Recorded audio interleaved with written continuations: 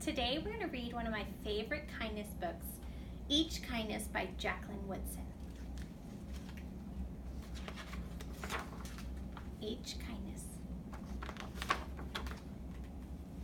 That winter, snow fell on everything, turning the world a brilliant white.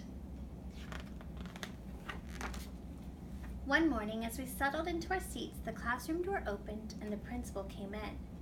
She had a girl with her, and she said to us, "This is Maya." Maya looked down at the floor. I think I heard her whisper, "Hello." We all stared at her. Her coat was open and the clothes beneath it looked old and ragged. Her shoes were spring shoes, not meant for the snow. A strap on one of them had broken. Our teacher, Miss Albert, said, "Say good morning to our new student." But most of us stayed silent. The only empty seat was next to me. That's where our teacher put Maya. And on that first day, Maya turned to me and smiled. But I didn't smile back. I moved my chair, myself, and my books a little farther away from her. When she looked my way, I turned to the window and stared out at the snow. And every day after that, when Maya came into the classroom, I looked away and didn't smile back. My best friends that year were Kendra and Sophie. At lunchtime, we walked around the schoolyard, our fingers laced together, whispering secrets into each other's ears. One day, while we were near the slide, Maya came over to us. She held open her hand to show us the shiny jacks and tiny red ball she'd gotten for her birthday. "It's a high bouncer," she said. But none of us wanted to play. So Maya played a game against herself. That afternoon, when we got back into the classroom, Maya whispered to me, "Bet you can't guess who the new Jack's champion of the world is."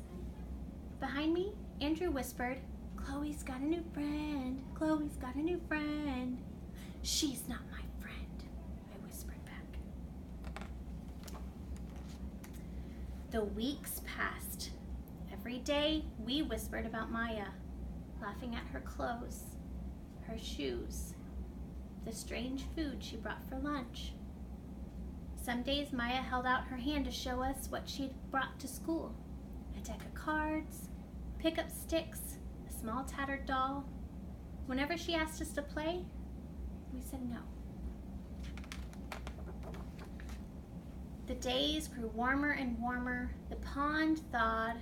Grass began growing where snow had once been. One day, Maya came to school wearing a pretty dress and fancy shoes.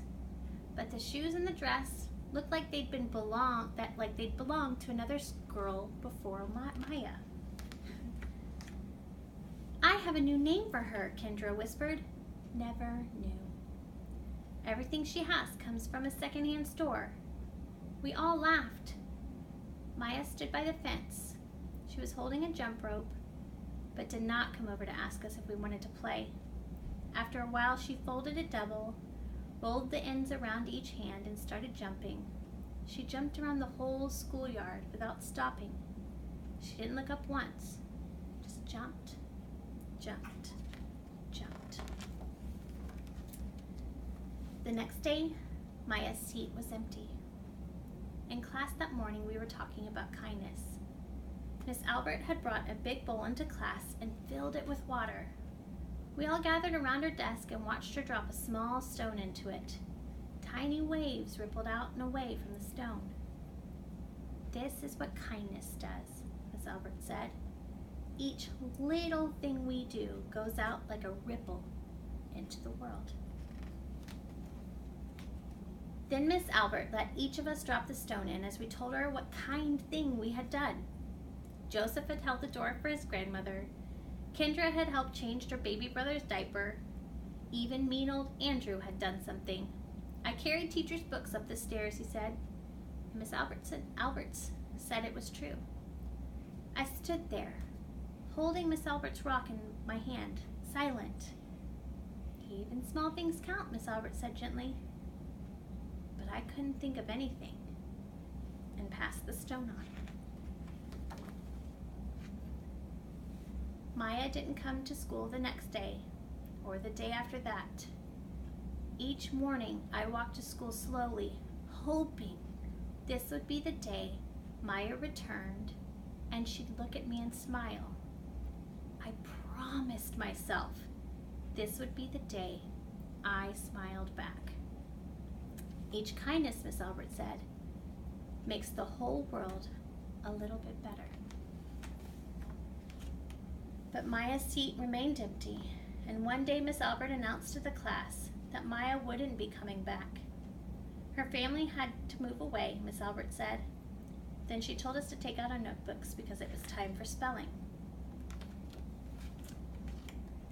That afternoon I walked home alone. When I reached the pond, my throat filled with all the things I wish I would have said to Maya. Each kindness I had never shown. I threw small stones into it over and over, watching the way the water rippled out and away, out and away. Like each kindness done and not done. Like every girl somewhere holding a small gift out to someone, and that someone turning away from it.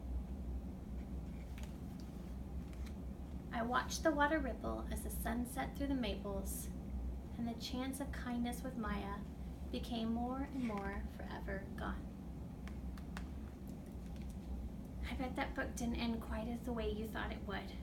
And the reason it's one of my favorites is that it sends us the message that we need to make the most of every moment and choose kindness in those moments.